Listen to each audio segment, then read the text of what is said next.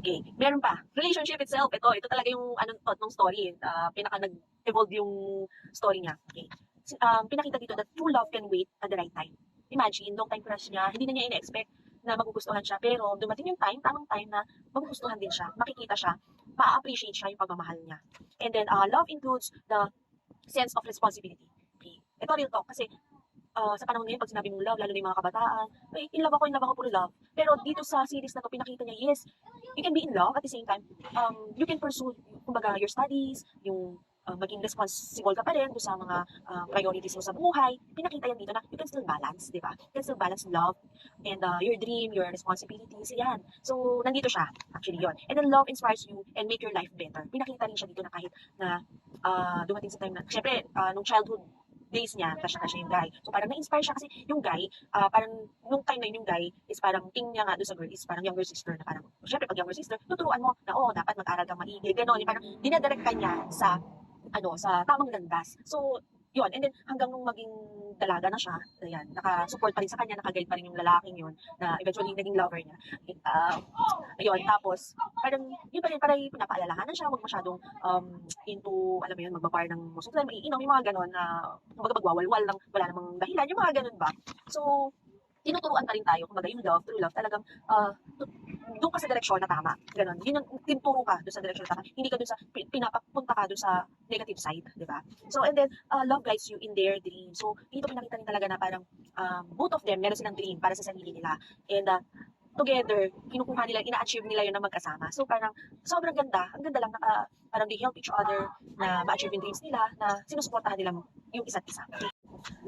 My favorite parts of the story, ito, sobrang, yun, marami actually, pero ano lang ako ng ilan, mag-mention ako ng ilan. Yung una is yung how she develops her feelings to the guy. Kasi, sobrang nakaka-relate lang na parang nakaka-refresh ng mind, nakaka-refresh yung feeling na parang, uy, nakakabata, parang totoo to, nangyari to. And then, alam mo yung feeling na, yun, how she became mature despite the heartbreaks. Napagdaanan lahat to, sigurado, lahat kayo napagdaanan nyo to, na parang, natututo tayo, pagka nasaktan tayo, natututo tayo, mas nagmamature tayo. Kasi alam na natin, ganito pala pag ganito, di ba? Nakaka-move on tayo kapag nasasaktan tayo, natututo tayo.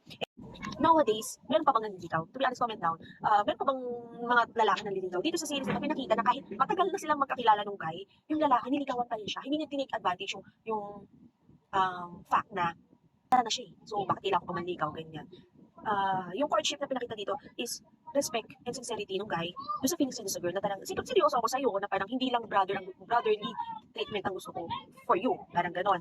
And yun, yung gusto ko rin yung talk nung lover ng guy and yung best friend, yung brother. So sa una, ito kwento ko na to kasi talagang natuwa din ako kasi na-feel ko yung part ng brother na parang naipit siya, na parang sinuntok niya talaga yung guy, sinuntok-suntok niya nung ano. Tapos sabi niya, bakit of all people, bakit kapatid ko ka, na parang pinagkatiwala ako sa'yo. Kasi ang setup kasi nito, nasa malayong lugar nag-aral nga yung girl ng college and then malapit siya dun sa building na pinagtatrabaho ng guy. So parang nangyari, sa kanya niya ibibili ng brother, parang gano'n, o tingnan-tingnan yung sister, parang gano'n. So hanggang sa nagka-developan nga yung dalawa.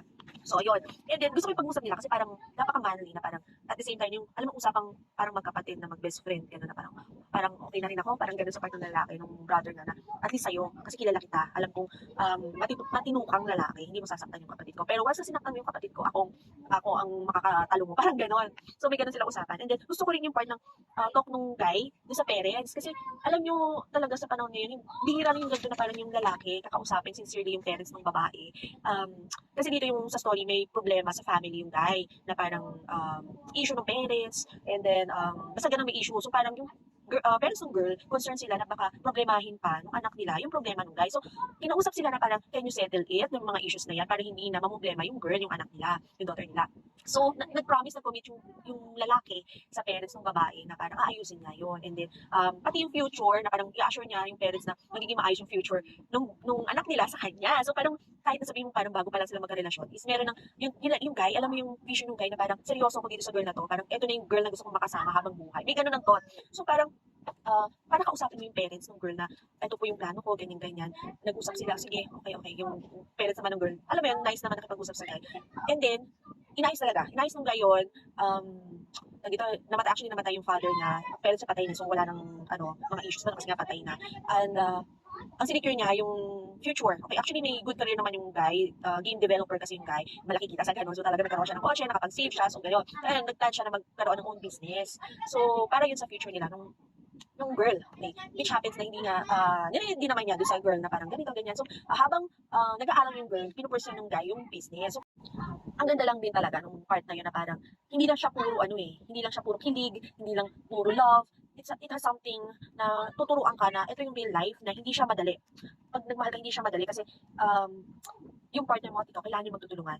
Pinakita rin dito sa series na to na hindi madali ang adulthood. Kasi iba masyado nagmamadali, love ko to, ganyan, sige, magpakasal na tayo, ganyan, pero hindi madali. So dito pinakita na yung girl, gusto niya mag-internship, pinakita dito na mahirap. Siyempre, yung sanay ka, estudyante ka, mag-aaral ka lang, papasok, kakain, yung mga ganon. Pero pagka sa real life, magtatrabaho ka na, hindi na ganon. You have to earn for your own living. Ganon. So pinakita dito yan. Ang maganda dito kasi habang siyempre magka-relasyon sila, yes, natutulungan sila, they inspire each other na parang, they remind each other na huwag ka magpapalipas ng gutom, kailangan kumakain ka ng tamang oras kasi yung lalaki medyo workaholic, so nakakamiss ng pagkain. So yung girl, on her part, parang siya yung nag-care na parang, pinakadala niya ng food, ginagawa niya ng food. Yung guy din, parang natuto in a sense na, oo nga, hindi ako dapat nagpapalipas ng pagkain, naalaga ko yung sarili ko. At the same time, yung lalaki naman, as in sinisecure niya na nakahatid niya, nasusundo, kahit late na, yung girl, kahit busy siya sa work, he finds time para masundo, makapag-usap sila personally ng girl. So, sobrang effort talaga dito nung guy. Actually, sobrang tugod to bito. Hindi ko nga alam kung meron pa talaga ganitong lalaki.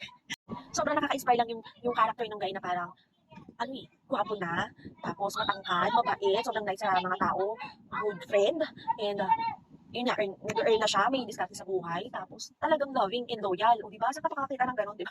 So, yun sinasabi ko dito, siguro, pinakage deal na nila sa guy, parang to inspire din people na parang, okay, hanap ka ng lalaki na ganito na, hindi naman too perfect, kagaya nung character, pero in a way na magmamahal sa'yo, na paninindigan ka, magiging respectful sa parents mo, sa family mo, at the same time, i-guide ka sa tamang tao, alam mo yun, tamang buhay, path ng buhay. So, that is the true love. Guys, hindi ko pinopromote itong series na to. Pero kasi sobrang na-inspire ako. Na-refresh yung feeling ko. Medyo, marami ko iniisip lately. Medyo nai-stress ako. Medyo konti yung tulog ko. Pero nung pinanood ko itong series na to, sobrang nakakabata, nakaka-refresh yung feeling. Kasi parang marami ka matututunan kahit maraming part na nakikiligin ka. Actually, pag kinikilig ka, natutuwa ka eh. So, kung stress ka, matadivert yung stress mo into kilig, into happiness moments. Pero other than that, marami ka matututunan aside sa mga kilig-kilig na yan. So yun lamang for today's episode of Heart to Heart Talk with Mom Shikat. Sana marami kayong napulot dito sa video na to. At kung gusto nyong panoorin yung video, meron yan. Available yan sa, yung series na to. Available yan sa Netflix. Then kung wala namang Netflix, kindly check the comment section. Medyo patience lang kayo kasi since libre siya, libre siya yung site na yun, is may mga nagpa-pop up na kung ano-ano. So, tsaga-tsaga lang. Yun lang. Doon sa mga gustong magpa-review din ng movies, mga about relationship, family, yan, PM nyo lang ako. Tignan natin kung kaya natin panoorin, bigyan ng time yan. And then, of course, sulat lang kayo, mag-send lang kayo ng inyong story, love story, relationship, friendship, ayan sa ating Mom Shikat FB page. PM nyo lang ako and then we will hide your identity. Tingnan natin kung paano natin i-share sa iba na makakapag-inspire tayo. Kung problem man yan, okay lang, try natin magbigay ng advice. Okay, galing kay Mom Shikat and then of course the viewers themselves. Okay, so yun lamang. Thank you for watching. Bye!